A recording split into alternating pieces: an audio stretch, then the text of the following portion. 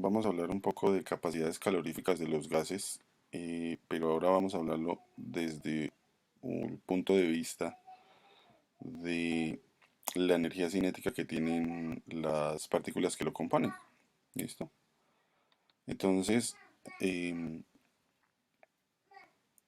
vamos a partir diciendo que el calor es energía que está en tránsito, que se está moviendo. Cuando ustedes le agregan calor a una sustancia, pues lo que hacen es aumentar su energía molecular. Eso, digamos que intuitivamente ya lo saben.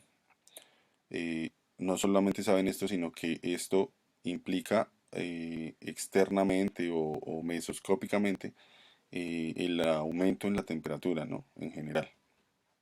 ¿Listo? Eh, para los gases hay varios modos de aproximarnos al modelo cinético molecular, pero pues el más sencillito consiste en asumir que todos los gases son eh, monoatómicos. Entonces se toman sus componentes como si fueran puntos que se están moviendo y cada uno de estos puntos tiene una energía cinética particular. Cuando se hace un modelo cinético molecular sencillito, entonces se asume y resulta que la energía cinética de estas partículas, la llamamos energía cinética translacional, que implica simplemente movimiento, es proporcional a la temperatura absoluta. Y entonces nosotros obtenemos esta ecuación acá que dice que la energía cinética translacional es igual a 3 medios de nRT, donde n ustedes ya saben que es el número de moles, donde r ustedes ya saben qué tipo de constante es y donde tenemos la temperatura. ¿Listo? Entonces, vamos a asumir cambios pequeñitos en energía cinética de la misma manera, entonces tendremos cambios pequeños en la temperatura como en la ecuación 1823. Ahora pensemos y volvamos nuevamente a nuestro concepto de capacidad calorífica y específicamente la de volumen constante eh, que habíamos visto en ocasiones anteriores. Está descrita en la ecuación 1824 y nos dice básicamente que pues la cantidad de calor que se induce en un sistema depende del número de moles de esta capacidad calorífica a volumen constante y del cambio en temperatura, ¿no? En eso consisten los laboratorios que ustedes alcanzaron a hacer en sus clases presenciales. Ahora la cuestión es la siguiente. Si nosotros asumimos que la energía cinética de los elementos que componen ese gas, de esos punticos, corresponde a la energía del sistema, nosotros podemos hablar también de que de Q y de K deben ser iguales en términos de esta energía molecular. Si nosotros hacemos eso, lo que eh, es equivalente está en la ecuación 1825, o antecitos, en esta parte de arriba, y consiste en igualar los dos resultados, tanto que la energía cinética es igual a 3 medios de nr por dt, como que el calor es igual a n por la capacidad calorífica por el dt.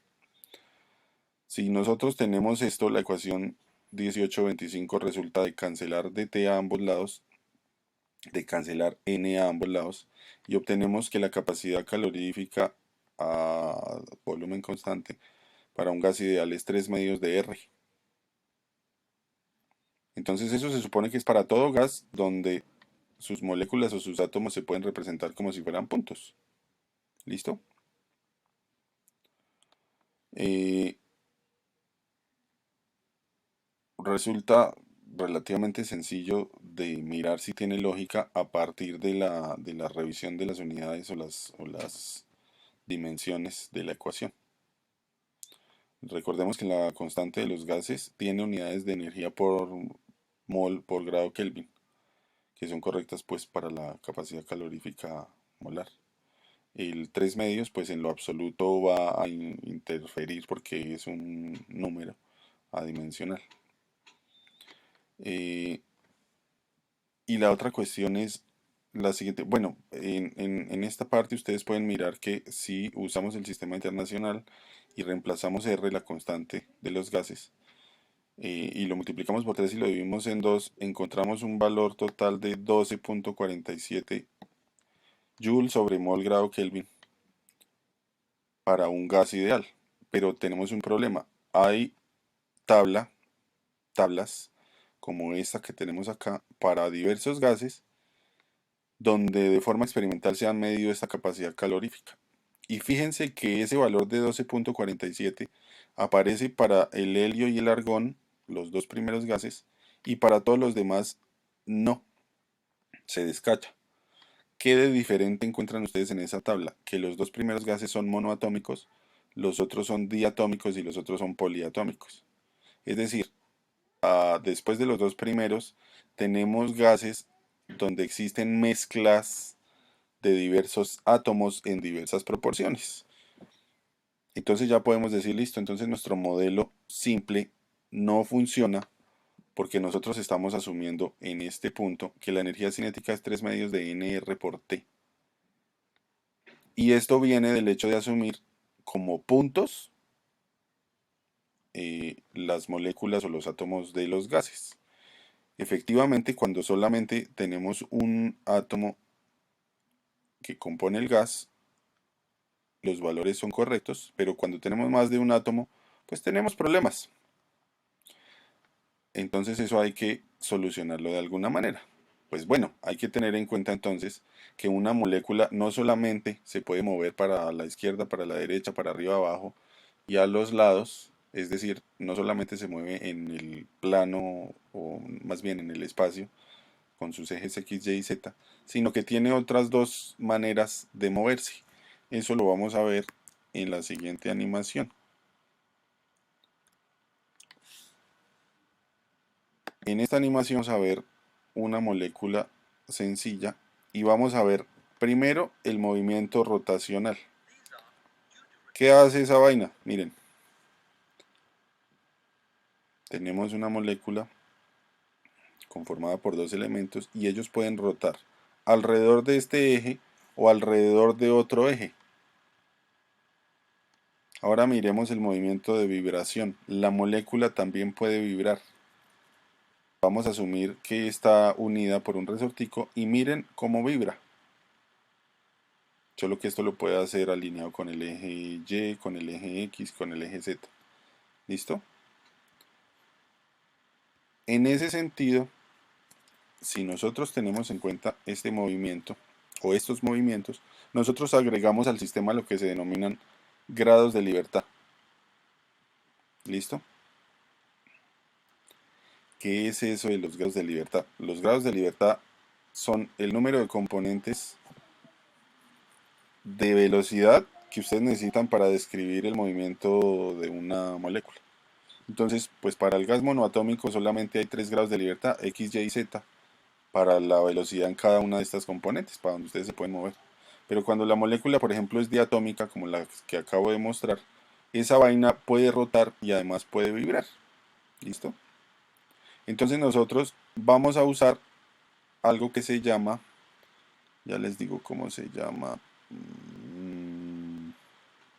el principio de la equipartición de la energía, que está acá descrito. Es una deducción que viene de la mecánica estadística, no se ve acá, pero básicamente lo que dice es lo siguiente. Cada componente de velocidad lineal o angular tiene en promedio una energía cinética asociada por molécula de un medio kT. ¿Listo? Es decir, la mitad del producto de la constante de Stefan Boltzmann por la temperatura absoluta. ¿Listo? Cuando nosotros hacemos eso, entonces decimos, bueno, la molécula diatómica que les acabé de mostrar puede tener otros 2 grados de libertad extra, además de los 3 que ya conocemos del movimiento normal. 2 más por rotación, porque puede rotar, fíjense aquí está dibujadito, alrededor del eje Y o alrededor del eje Z. ¿Por qué no tenemos en cuenta el eje? Porque fíjense que sería como que la molécula rotara alrededor de su eje y eso no la cambia en nada. ¿Listo?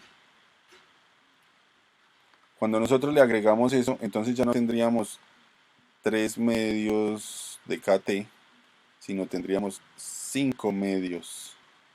¿Listo? Y usando también digamos, la teoría cinética esa de gas sencilla que se aplicó antes, pero que ustedes no van a ver en este podcast, se puede llegar a la aplicación de N por K por NA y resultamos en últimas con esto, 5 medios de nRT. 5 medios por el número de grados de libertad. nRT ya lo conocen ustedes, que corresponde a la teoría normalita de los gases. ¿Cuál es la otra cuestión? Si hacemos el mismo procedimiento que en la página anterior, de igualar energía y calor en términos de esto, ya no vamos a tener acá 3 medios sino 5 medios, es la única diferencia. En últimas, entonces la ecuación 1826 nos resulta de esta manera.